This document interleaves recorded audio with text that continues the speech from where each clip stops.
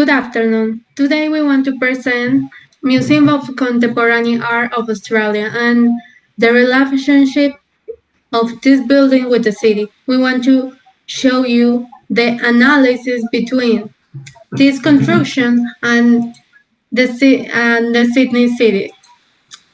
First, we need to understand the location of this building. The Museum of Contemporary Art Australia is located in Bay of Sydney. This bay is always known like Port Jackson. It is a natural port and the largest urban agglomeration in the city. And we want to show you the constitutions of these locations. We want to understand why these buildings are one of the points of references in the city, and why this being connected to a network of nodes that we want to understand later.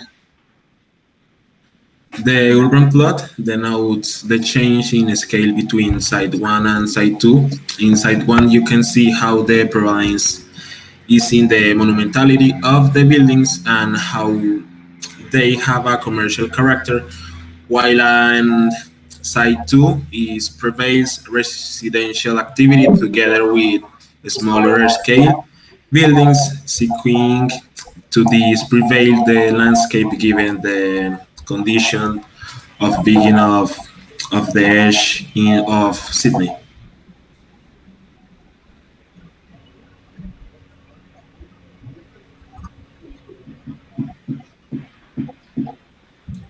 In this image, we can see all about he talks in the last presentation. We can see the side 1 and the side 2 and the difference in the landscape.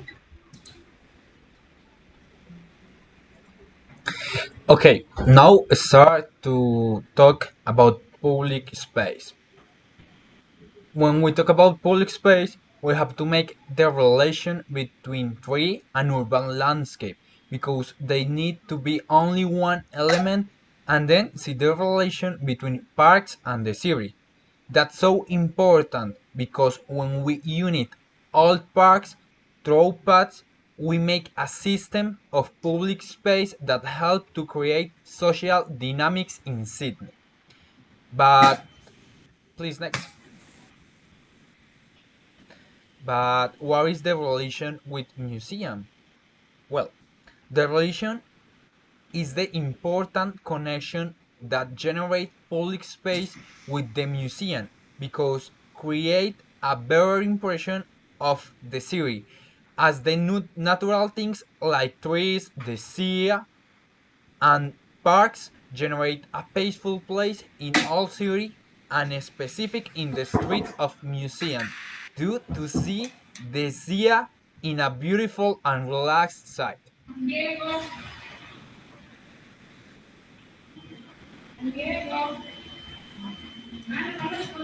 The microphone. Sorry. To continue, we need to understand the definition of node according to Kevin Lynch. These authors says the nodes are strategic points on the city to which an observation can enter and constitute intensive focus with which confluences the park. This says we need to understand that some buildings and some parts of the city you can interact with. And when you define an important reference in the city, we see a node. The urban nodes that we identify in connection with the museum and landmark buildings that constitute a point of locations, an essential journal in understand this city. These points are common mental representations in the collective imagination.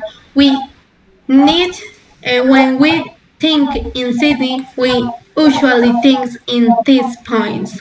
These points are so important to understand the city. These identified points are Opera House, Barangaroo Reserve, Sydney Observation, St. Mary's Cathedral, Sydney Aquarium, Town Hall, and Royal Botanic Gardens. These notes constitute the important connections. These are like a circuit of very important points to know and interact with. In this image, we can see these points. These important notes are so important to understand the city, to see the city, to create a collective imagination of the city. Okay, activities. Hmm. Around the museum, we found two principal public spaces. First Fleet Park and Campus Cove, where people used to relax and enjoy the landscape. Near there is the subway that made new dynamic social around there. And finally, we found the Sydney Coast Overseas Passenger Terminal that welcome to visitors to Sydney. All those things generate a beautiful context where are all types of people and multicultural space that help to create a livable and sustainable city. The boundary found within the immediate context are three which are made up of the Museum of Contemporary Art, which is the predecessor of the new building and which has a historical character within the context since it is one of the most representative buildings in the city. The second is the Sydney Opera House, which has an important visual relationship with the Museum of the Contemporary Art of Sydney. This relationship gives the place a greater cultural character. And finally, the visual relationship with the Sydney Harbour Bridge. This suggests the widening perspective that the space has and how this in turn generates greater appropriation within the place. In final, we need to understand the perimeter of the urban landscape. This shows the highlights in the depth of the urban landscape. The urban perimeters near to the building are identified. This allows us to understand the different plans existing in the city. We can see the important references and the points of attention in direct relation with the building. We can see the different plans and the different plans of importance in the city. Thank you for your attention. This is all.